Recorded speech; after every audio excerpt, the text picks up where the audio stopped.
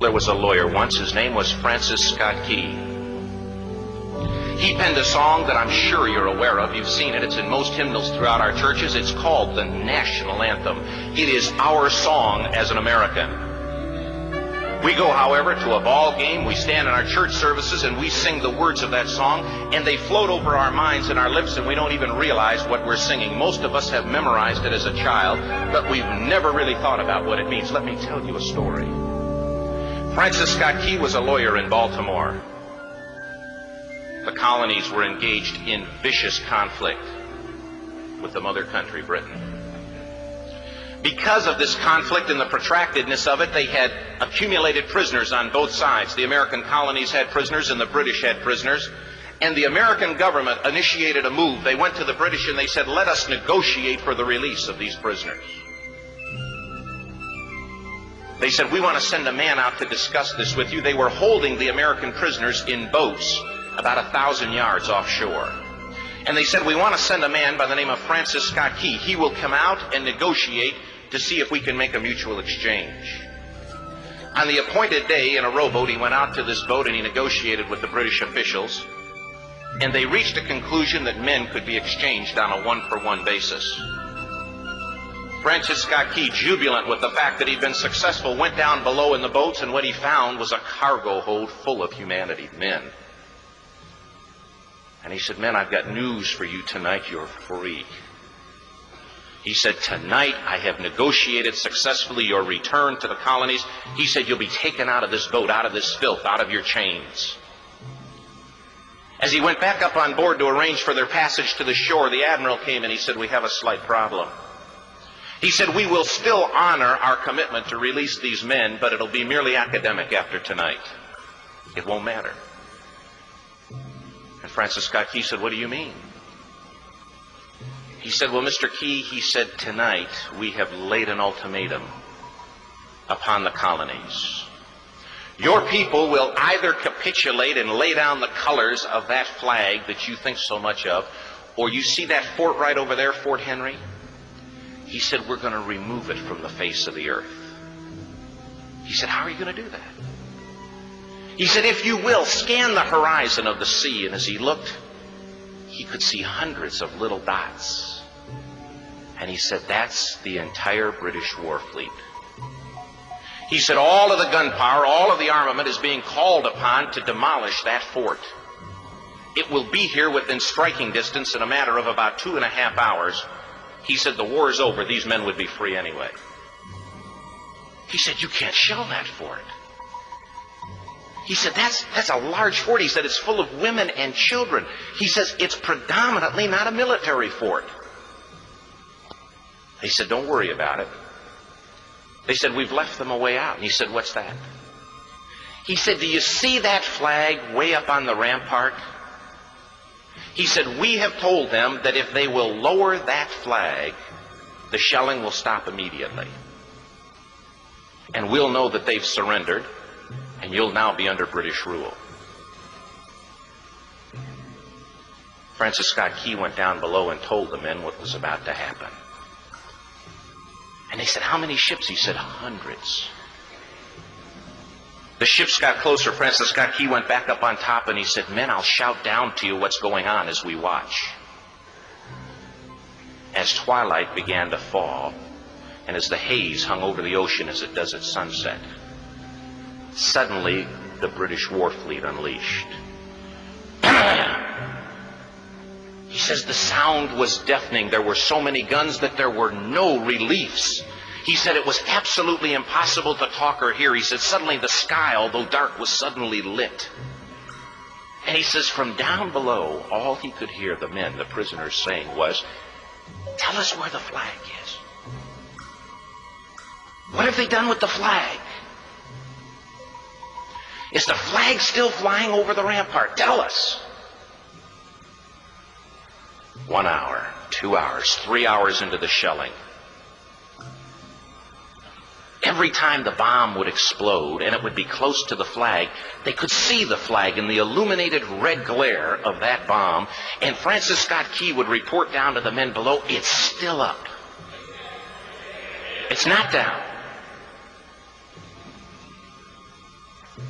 The admiral came and he said, "Your people are insane." He said, "What's the matter with them?" He said, "Don't they understand this is an impossible situation?" Francis Scott Key said he remembered what George Washington had said. He said, "The thing that sets the American Christian apart from all other people in the world is he will die on his feet before he'll live on his knees." The admiral said, "We have now instructed all of the guns to focus on the rampart to take that flag down." He said, "We don't understand something. Our reconnaissance tells us that that flag has been hit directly again and again and again, and yet it's still flying. We don't understand that." But he said, "Now we're about to bring every gun for the next 3 hours to bear on that point." Francis Scott Key said the barrage was unmerciful. All that he could hear was the men down below praying. The prayer, "God, keep that flag flying where we last saw it." Sunrise came. He said there was a heavy mist hanging over the land, but the rampart was tall enough. There stood the flag, completely nondescript, in shreds. The flagpole itself was at a crazy angle, but the flag was still at the top. Francis Scott Key went aboard and immediately went into Fort Henry to see what had happened.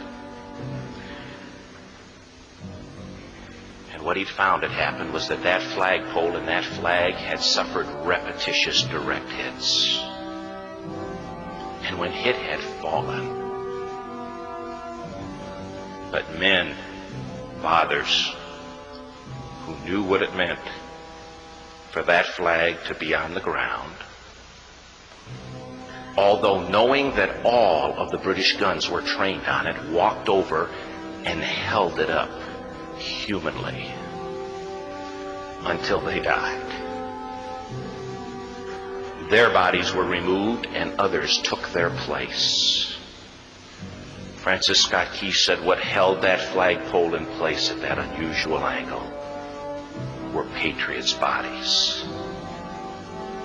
He penned the song, "Oh, say can you see by the dawn's early light what so proudly we hailed at the twilight's last gleaming?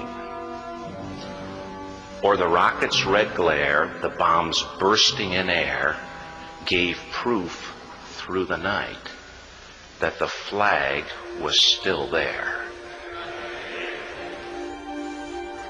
Oh, say, does that Star-Spangled Banner yet fly and wave o'er the land of the free and the home of the brave?" The debt was demanded. The price, it was paid. Oh, say, can you see by the dawn's early light what so proudly we hailed at the twilight's last gleaming, whose broad stripes and bright stars through the perilous fight o'er the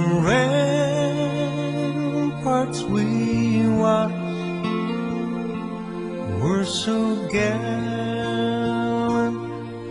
streaming, and the rockets spread clear, the bombs bursting in air gave proof through the night that our flag was still there. Oh, say, does Star-Spangled Banner yet waves o'er the land of the free and the